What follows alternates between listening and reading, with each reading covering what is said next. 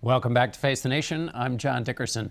Joining us now, Reihan Salam is executive editor of the National Review. Ed O'Keefe is with the Washington Post. CBS News Congressional correspondent Nancy Cordes covers the Democrats for the network. And Ezra Klein is the founder of Vox.com. Nancy, you've been covering out there Senator Sanders. What do you make of him now after New York? Conversation I had with him. Do you see a tonal shift in his campaign? Not enough of a tonal shift for the Clinton camp's liking, but a bit. He isn't saying she lacks judgment anymore, at least not this week. He isn't saying that she doesn't know what she's doing or that she's not qualified, which really rankled them. But they still don't like the fact that he's creating a contrast, let's say, on Wall Street, saying she needs to hand over her Wall Street speeches. What could possibly be in them? They feel that that is still giving ammunition to the Trump camp. On the other hand, he is still a candidate. He needs to be able to draw a contrast between himself and his only other opponent, which is Hillary Clinton.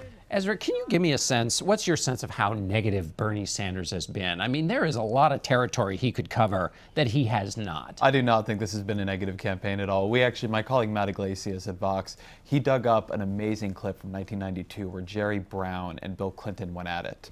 And Jerry Brown was attacking Hillary Clinton's legal fees and over corruption. And when you go and watch that, when you go and watch what this looked like in past debates, this has been the gentlest, most respectful, most substantive also campaign we've seen in a long time, in a way that does credit to them both. They have real differences. They've explained them quite clearly, and they've generally kept it above the board, which is one reason I'm skeptical of those who say it's going to be all that hard for the party to unite after the convention. That's right. I thought it was interesting, John, that he's conceded to you that he's not interested in using his tens of millions of dollars to start a new political action group or to, endorse like-minded Democratic candidates, but that he wants to become a member of the party and focus on policy. Minimum wage, affordable health care. Well, there's something very striking about that, the fact that he has not been a Democrat for decades.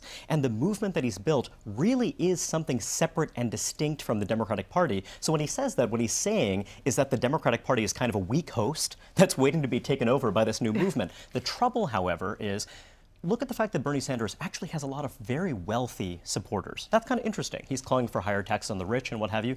What people are missing is that Bernie Sanders is speaking to a lot of white voters in many cases who feel marginalized by the rising place of identity politics in the party, the rising place of African Americans and Latinos. They don't necessarily think of it that way, but Bernie Sanders is giving them a way to say that, hey, we still have a place at the table. I'm very skeptical of that interpretation of Sanders. I think that when you look at what's happening with Sanders and the party right now, you see fundamentally a generational split. Above everything else you see is a tremendous generational split, winning 80% of young voters in New Hampshire. That's one reason I think that Hillary Clinton might win this election, even as Bernie Sanders ends up being the future of the Democratic Party. You can't be Hillary Clinton again unless you're Hillary Clinton. She has such deep connections to the party's institutional dimensions, such a tremendous history with its various constituent actors. But if you're a young, ambitious Democratic politician asking what model that appears successful that you can replicate, Bernie Sanders, who, as you say, was not part of the party for a long time, has done this entirely on message. That, I think, is won the rising class of young voters in the Democratic Party. The trouble is, that, I think, is going to have a tremendous effect on the next class of Democratic politicians. The trouble is that if you look at African American voters, for example, here's a constituency that is liberal, but not monolithically liberal. You have a large number of conservative and moderate voters who do not vote Republican, right? So that's part of the reason why Hillary Clinton has fared well with these voters. When you look at younger voters, it is true that Bernie Sanders has done well with young voters of color, and yet when we look at that constituency, those folks have not been voting in large numbers. When we see other voters of color coming into the process later on, my guess is that they will be more inclined to support someone like Hillary Clinton, who is talking about the particular challenges facing voters of color. So this is going to be very interesting. This is something that is distinct to Democratic politics as it's evolved over recent decades. Don't you think that the candidate who says we don't have to make these big compromises, we can go for broke, is always going to appeal to young voters who are idealistic, where someone like Hillary Clinton, who has been around the bend, who has had to make some of these unpleasant compromises that basically every politician has to make to get things done, it is not going to be as inspirational to someone who is observing politics for the first time. Ed, do you think there's any danger, these younger voters who have turned out in such numbers for Bernie Sanders, who are excited by him in a way that they're not for Hillary Clinton, that if she were to get the nomination, that she's in danger of really losing those voters? I mean, if Donald Trump is the alternative, aren't they coming to her? That's the gamble that they're hoping for, but I think they're very conscious and concerned about it. I think that's part of why there's a real hope and concern that she maybe shows off a little more of her personality and focuses on the history of what would be the first woman presidency. Also, a lot of sensitivity to who the running mate would be. Is it somebody who is as liberal or similarly liberal to Bernie Sanders, or someone who's a little younger and might draw out those younger voters? And it all depends on Bernie Sanders himself and what he does. If he has a reckoning with Hillary Clinton and gets behind her and says, this is the candidate, we have to beat Donald Trump. He has said that he will do whatever he can to defeat Donald Trump. He hasn't said, I'll do whatever I can to back Hillary Clinton. If he says to his millions of supporters, look, she's talking the talk, she's walking the walk that I want her to, you need to vote for her, that will make a huge difference. In 1980, Ezra, Ted Kennedy, who fought Jimmy Carter, said, I want the following things on the platform, and he got a lot of those. Is there a to-do list or a specific list that Sanders might want, where he could use this leverage he has with all these voters who love him to say, I would like Hillary Clinton to adopt the following positions, not just speak in broad terms, but be quite specific? I think platforms used to offer a vehicle for that kind of trade that people don't feel as potency anymore. I think that even if Sanders did get Hillary Clinton to, say, endorse a carbon tax, the fact of the matter is she would then get into office, she'd be probably facing a Republican House, assuming she won the presidency, and she wouldn't necessarily do it anyway. So I'm not sure that somebody like Sanders, with as much mistrust in the system as he has, would see that as a way to go. What I do think is going to be the interesting question with him is whether, if he does not win the nomination, he converts his fundraising, he converts his movement into a down ballot movement. How much is he really interested in leading a revolution that changes the Democratic Party and more broadly the country? And how much was the Bernie Sanders revolution just an effort to get Bernie Sanders elected to the presidency? And what you're talking about is a multi-year, multi-process. I mean, it would start in this election, but presumably right. I mean, does he want to change the party so in the future candidates like Bernie Sanders are the candidates of the establishment, or was this really just about his particular campaign? And if his campaign doesn't succeed, then he walks away from it. And there are about 24 Bernie-crats, as they call themselves, running for Congress in different districts across the country. Most of them are going to come up short, but that would be a very effective way for him to sort of turn his money and his mechanism. It's important to keep in mind, however, that as you move the party in one direction, as you grow it in one way, you of course risk losing some of the people who've been supporting the party all along. Now, right now, given that this looks as though it might be a Trump-Clinton race, all of the relevant hemorrhaging is likely to be happening on the Republican side. But again, we're talking about what is likely to be a decade-long process in which Bernie Sanders and his acolytes are hoping to remake the party. And that will be very interesting, looking at what that realignment winds up looking like,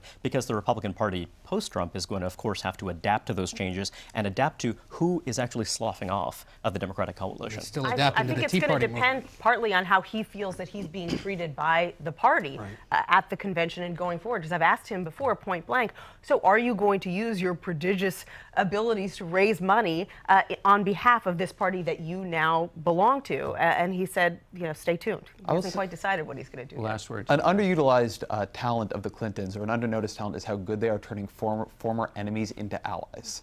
She was good at this with Republicans in 2000 in the Senate. Richard Milton Scaife ended up funding many Clinton global initiatives. They are very good at treating former opponents well. David Brock. All right. David Brock.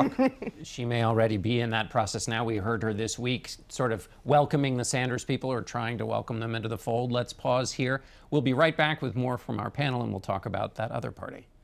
And we're back with our panel. Reihan, I want to start with you. Something Paul Manafort, Donald Trump's campaign manager, said to a group of Republicans meeting. He said, quote, "You'll start to see more depth of the person, the real person. You'll see a different guy," saying that Donald Trump is going to evolve. What do you make of that? There was one indication of this when we saw Donald Trump's speech at AIPAC. He gave a speech that he had read from a teleprompter. He was very disciplined. He said basically all the usual things one would expect a Republican candidate to say. The trouble is that Donald Trump has done as well as he has because of his attitude, because of his ability to create excitement and energy. And I find it very hard to believe that he's going to be able to maintain that disciplined tone, because it's not really about policy issues. He's taken a dozen different policy stances over the course of his campaign so far. So I just find it very unlikely that Manafort is going to be able to discipline him in this way. And does it work, Ezra? John Kasich said in sort of an interesting moment there, talking about a rival. He said, well, my negatives were really high. It takes a long time for them to go down. Usually politicians never want to admit their negatives are high. Donald Trump's are very high. Can he do anything? Could any politician do anything to drive down those negatives? Well, there's always something you can do if you could become a very different person. The problem is it turns out to be extremely hard to become a very different person on the fly in the middle of a campaign when you're tired all the time, when you're always in front of the cameras, when the media already has ideas and narratives about you that somewhat structure what they do and don't report. I always think it's actually quite funny, the idea that Trump is going to unveil a moderate part of himself. I remember him coming out and saying, if I'm elected president, I'll become the most politically correct guy you can imagine. A person who could make that kind of makeover of himself is not the person who comes out and says that aloud.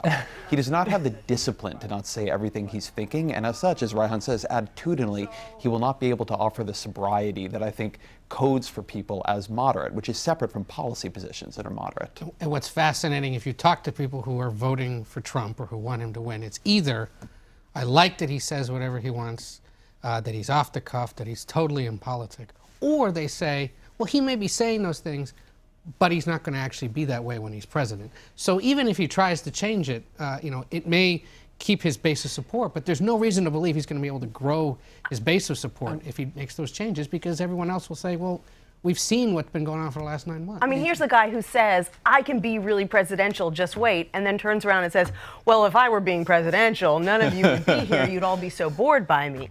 Right. Yeah, that was very telling. But isn't this, though, Reihan, what some people who have tried to warm to Trump have kind of hoped for, that he would be malleable? There was one quote from somebody on the Hill basically saying, the Republican leadership will tell him kind of what to do on a policy front, and he'll come in right behind that because he's a movable fellow. So isn't that what Manafort is essentially saying, is he said, we'll get to wherever you need us to get?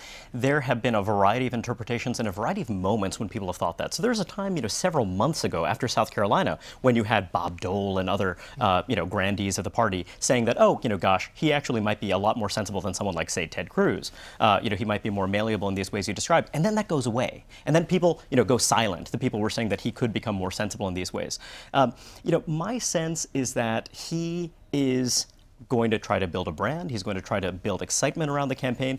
But beyond that, he is a rogue agent. And he also, by the way, how's he going to raise money? He's been promising that he's a self-funder this entire time. And the Democrats are going to have tremendous resources at their disposal. He has already alienated large numbers of major donors. There's a huge apparatus, not just the party, but around the party, that is not going to coalesce around him this time. So he is going to feel a need for that free media. And how is he going to get it? That's right. And Nancy, his argument, he's going to have to find somebody to fund this general election because it's super expensive. But one of his big arguments is, I'm self-funded, I'm not bought and paid for. How's he going to fix that?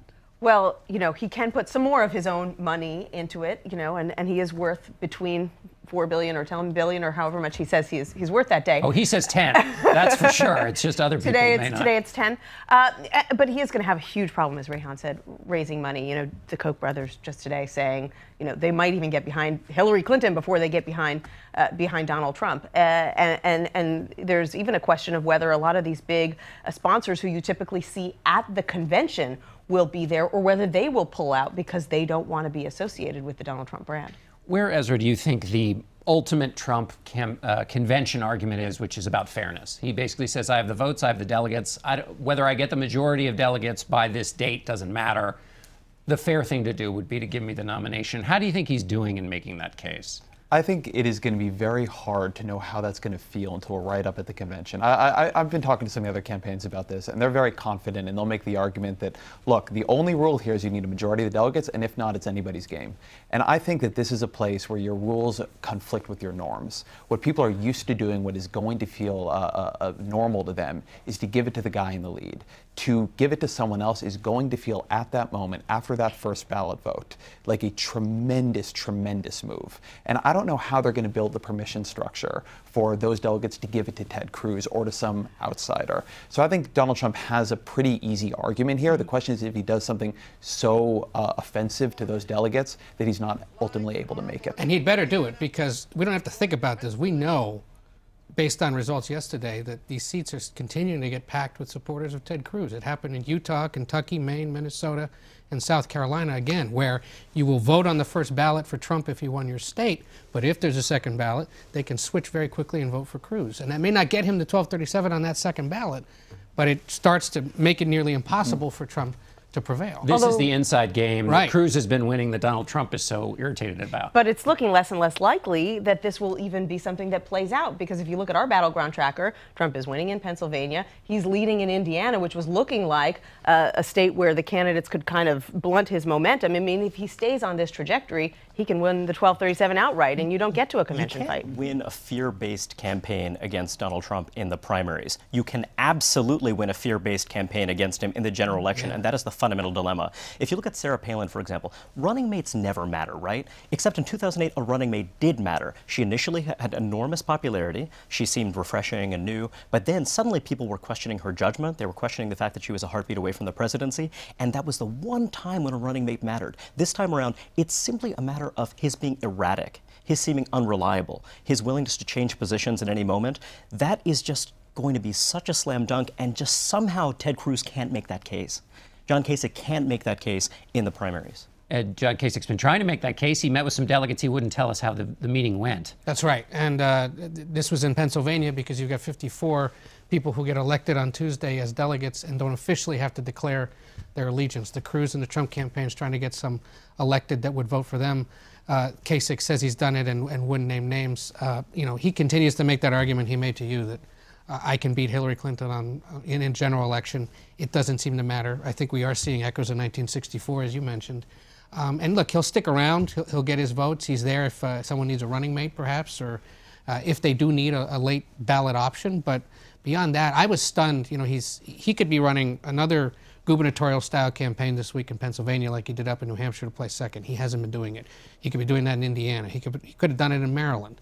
And over again, we just see him bouncing around to all these different states, making a few appearances instead of honing in on one or two places to actually get a win or pick up a big collection of delegates. He just hasn't done it. All right, we're going to have to leave it there. Thanks to all of you for joining us. And that's it. There's more from us, though, so stay with us.